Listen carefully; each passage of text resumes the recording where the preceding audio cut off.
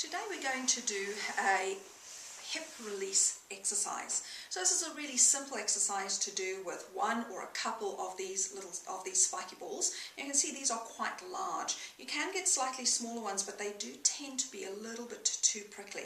And I have the lovely Amanda here to help me today. And as you can see, we've just elevated her head a little bit so that her neck and her rib cage can be completely relaxed and she's not straining in the opposite direction. So if you've only got one of these, that's fine, but we're going to use two today. So Amanda, if you just place those underneath your pelvis, and you want it quite wide away from that central sacrum bone, sort of roughly where the hip socket is at the back. So sort of if you think in the center of each butt cheek, you should be about right. So as Amanda's lying here, she's just going to start by breathing and allowing those butt muscles to gently mold over those balls. So at this point in time, she's probably not feeling all that much. I'm going to get her to, first of all, work on this hip. So she's going to bring 80% of her weight onto that ball. And now I'm just going to get her to gently massage. So little circles or random movements there. And she's just going to start getting into that muscle, giving it the signal that she wants it to relax. And she wants the muscle just to soften and drape. So we don't want to have the muscles all tight and tender in that area. And if you find that this massage is too much, maybe just put a towel over your little ball so that it just softens that impact. Otherwise, the muscles will just keep tightening and you won't actually get the desired effect. And just relax the shoulders there for me too, Amanda. Just keep breathing. Good. Now all I want you to do from here, Amanda, is just allow that leg to gently open sideways. And then very gently bring it back in again. Just bring the knee back in. So we're just going to do that little knee fall out. And just you'll feel that the muscles might stop you.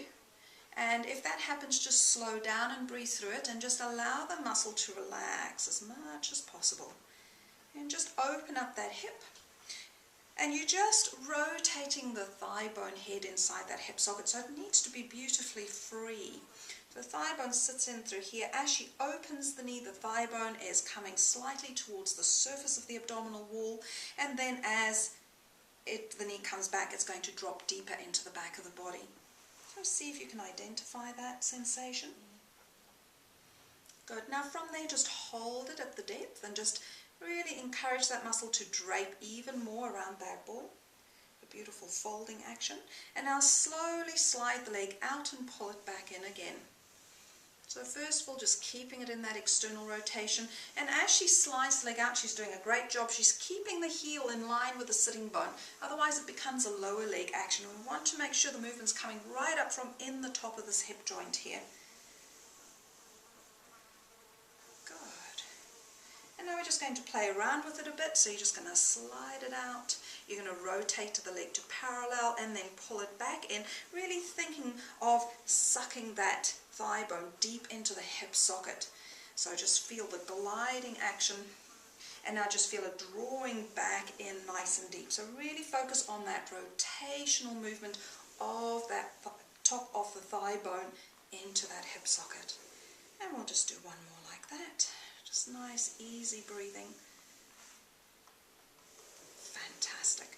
Now we're just going to take these wee balls out, and I'm just going to get Amanda to just tell me what she notices on this side compared to the other side. Much lower, relaxed, and I feel quite tight on the opposite side. Quite tight on the opposite side. Yeah, and if you straighten both legs out for me, are you noticing anything different here in terms of the leg? The leg feels longer. Yeah. And if you just lifted the leg up and down just nice and easily and bring it down, and now lift the other one and just tell me if you notice a difference. Much lighter on this side. Much lighter on the side, much heavier on that. So this hip is now ready for action, ready to be able to do some reformer footwork or leg work in straps on the Cadillac. And we're just going to go through that one more time, just very briefly, on the other side. So we're going to start off placing those balls in the center of each of the butt cheeks, bringing 80% of the weight onto the ball here and gently massaging. Just starting off with a bit of general release through that area. Good, and then just coming to rest, and first of all we're going to do the knee fall out. So you're just going to allow your body time to adjust to that foreign object underneath your hip. Allow the muscles to relax around the ball and the ball to gently ease up into the muscle mass. Good. Once you've done about 5 to 8 of those, you're going to drop the knee open and you're going to slide the leg out and in, keeping that heel in line with the sitting bone. So you're drawing a straight line out. It's very tempting to just take the lower leg away like a frog. We want to make sure that we keep in line, and once you've done 5 to 8 of those, you're going to rotate the leg in and pull it back. So this is great to do at any time of the day. You can either use it as a rebalancing before you start exercising, because it is a nice dynamic movement. You're not actually stretching, but you are releasing muscle mass ready for it to work. And you can also do it after you've done any exercise. So a great little sequence here just to release your hips. I hope you find this useful. Thank you.